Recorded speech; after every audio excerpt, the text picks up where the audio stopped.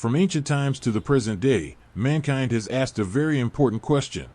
The question of the existence of God. In the Middle Ages, for such a question one could go to the chopping block. Today this topic is less dangerous. In this video, I will try to answer this difficult question. All living beings on our planet have intelligence. Most of them have primitive intelligence.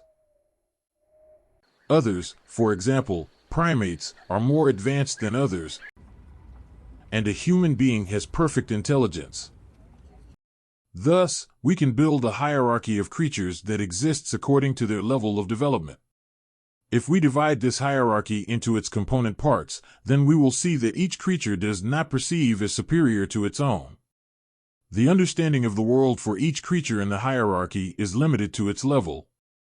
All that is above is a world unknown. Anything below is a primitive being, and human beings see the world the same way. Let's take, for example, the dung flies. These creatures consider themselves to be the apex of creation. For flies, the rest of the creatures in their field of vision are absolutely primitive and underdeveloped. But then, why flies don't perceive other creatures as superior to themselves? Simply because of the vast amount of physiological differences. For a fly, a chimpanzee is a creature beyond its comprehension. And so do the primates. Consider themselves to be an apex of creation. A primate views others as inferior beings, even though it's being careful with other creatures due to its aggression. And smaller creatures are nothing but food to them. And by the way, it thinks it manipulates you when you throw a piece of sugar into a cage. In the best case scenario, you are nothing but a part of nature to it. Of nature that it doesn't know anything about.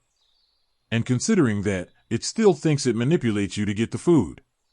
And in the same way, all living beings, at all stages of the hierarchy, view others as inferior beings, while completely ignoring those who are above them. Microbes do not perceive the plant's superiority, plants do not perceive the animal's superiority, and in the same way, humans do not perceive, nor comprehend those who are above them. And in this hierarchy, there could be 1,000 stages above us. And it's silly and unreasonable to assume that the human being is an apex of creation. Let's not fall into the same trap as other creatures. Full of himself, man is convinced that he is the superior product of evolution. Imagine the level of ego behind this thought, this belief that we are the final product of evolution. Tell a doctor that you're the chosen one, and he'll make an appointment for you.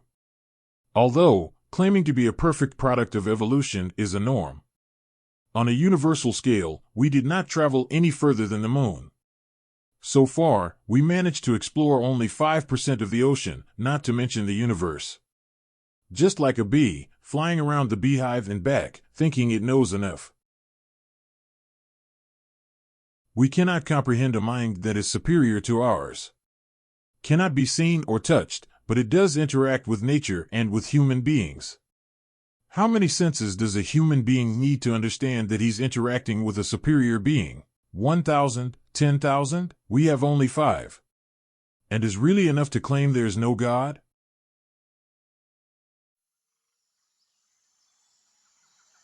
Imagine an island, uninhibited by mankind. It's a huge island, with plenty of food on it.